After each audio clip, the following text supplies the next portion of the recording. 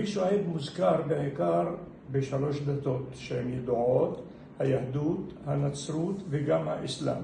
אולי השמות שונים פה ושם, והנביא שועייב באסלאם הוא נביא, הוא לא רק נביא, הוא אפילו המורה של הנביאים. ביהדות הוא נחשב לכהן מדיין, גם בנצרות אותו דבר, לכן הוא נביא מוערך במיוחד אצל בני העדה הדרוזית. הוא זה שייסד את דין התאוחיד והביא את הדרוזים לדין התאוחיד, הדת שמאמינה באל אחד ומייחדת אותו, והולכת בחיי היום יום שלה על פי מצוותיו של האל הזה. אם אנחנו נחזור להיסטוריה, במיוחד ההיסטוריה העברית, אנחנו יודעים שהנביא שועייב, שנקרא יתרו בעברית, הנביא שועייב קלט את משה רבנו לפני צאת היהודים מארץ מצרים. קלט אותו אצלו, חינך אותו, לימד אותו שנים רבות, הוא היה כ10 שנים אצלו. שם הוא למד ממנו המון דברים. וכשמשה רבנו חזר למצרים והוציא את בני ישראל משם, הוא גם צייד אותו, נתן לו את המקל שלו. וכשמשה מגיע לסיני, בא לבקר אותו יתרו, ושם הוא לימד אותו דבר שלא הוא ידע ולא נביאים אחרים ידעו, זה הדמוקרטיה, איך לנהל את העם בצורה נכונה. מעבר לכך לימד את האנשים איך לחיות בקהילות. באפריל מכל שנה בני העדה הדרוזית מתכנסים בקבר של הנביא שועייב עליו השלום.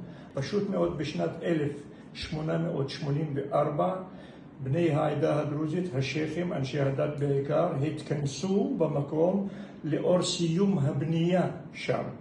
והחליטו שבתאריך הזה הם אמורים לבקר כל שנה, לעלות לרגל למקום.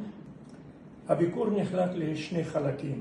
החלק הראשון זה כשאנשי הדת בעדה הדרוזית מכל היישובים, מגיעים לקבר לילה אחד לפני יום החג, יום הביקור, ומתפללים שם עד אור הבוקר, מתפללים לאלוהים, ולמחרת מגיעים כלל בני העדה ומבקרים במקום הזה, ואנשים מעדות אחרות מגיעים גם לברך את בני העדה לרגל הביקור במקום.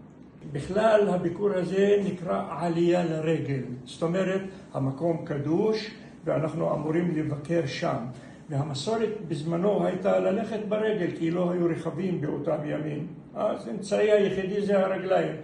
עכשיו משחזרים את המסורת הזו ולכן מגיעים ברגל למקום הקדוש שלנו. מי שרוצה להתקרב לנביא שועייב או לאלוהים בעיקר, הוא אמור לפעול על פי מצוותיו של הנביא שועייב. מה הוא ציווה אותנו? להאמין שיש אלוהים אחד, שהכל נעשה בדברו של אותו אלוהים, זאת אומרת הוא קובע לנו את הגורלות שלנו, להאמין בזה אמונה שלמה, לעשות דברים טובים ולהתרחק ממעשים רעים, לדבר אמת כל הזמן, אסור לשקר. בדת שלנו אסור לשקר. מעבר לכך, חפז אל-איחואן, שמירת האחים, שזה ביהדות נקרא ערבות הדדית. זה מסר שאני בדרך כלל מעביר לסטודנטים ששומעים אותי ולצעירים ולצעירות ששומעות אותי, או שומעים ושומעות אותי. אני אומר להם, אתם רוצים מודרניזציה? אין שום בעיה. אבל מה? תבחרו את הדברים הטובים שמתאימים והולכים עם המסורת ועם המנהגים שלנו. זאת אומרת, לקחת מהאחרים את הדברים הטובים ולהתרחק מהמעשים הרעים שהאחרים עושים. קודם כל, נגיד לכולם, זיארה מקבולי, זיארה מוברקי ומקבולי. שנית, אני רוצה לפנות לקדוש ברוך הוא, וגם לנביא שלנו, הנביא שועייב, שהשלום ישרור במזרח התיכון בכלל, שהתקופה הזו תעבור ללא חזרה, שלא תחזור עלינו בכלל, ושכל אחד יחיה בביתו, בעבודתו, בעמלו, בשלום וברוגע.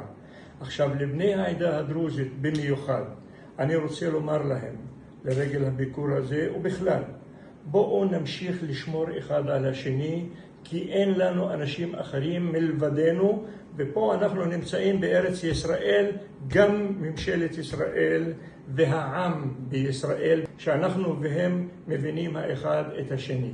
ולאחים שלנו בלבנון או בסוריה, אנחנו אומרים, תשמרו על עצמכם, קודם כל אתם תשמרו על עצמכם, ואנחנו נבקש מהקדוש ברוך הוא שייתן לנו את הכוח שנוכל גם לשמור עליכם, לעשות למענכם כל מה שאנחנו יכולים לעשות, ואנחנו לא נחסוך בניסיונות לעזור לכם, מתוך הצו האלוהי, חפד אל-איחואן.